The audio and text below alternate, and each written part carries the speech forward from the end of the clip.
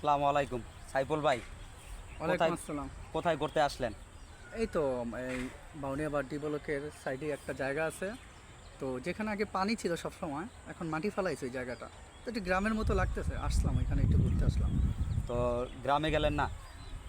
গ্রামে যাওয়ার ইচ্ছে ছিল, বাট ভাবলাম সবাই যদি গ্রামে যায় তাহলে ফাঁকা ঢাকার ভিতরে আমার মতো কিছু মানুষ তো থাকা দরকার। ঢাকা শহরে ঘরবাড়ি, এত মানুষ যদি চলে যায় তাহলে এগুলো পাহারা দেওয়ারও তো লোক লাগে। ভাবতে পারেন যে আমি ঢাকা শহরে ঘরবাড়ি পাহারা দিতেছি। তাই নাকি? তাহলে আপনি অন্যান্য মানুষের সকলের ঘরবাড়ি পাহারা দিতেছেন নাকি? হ্যাঁ হ্যাঁ, পাহারা দিতেছি বলতে ঘরগুলো একা হয়ে যাবে, ভাবলাম যে প্রকৃতিকে একা করা ঠিক হবে না। তাহলে আপনি কি বলতে চান, দর্শকরা আপনাকে টাকা দিবে আপনি যে পাহারা দিতেছেন সিকিউরিটি হিসাবে?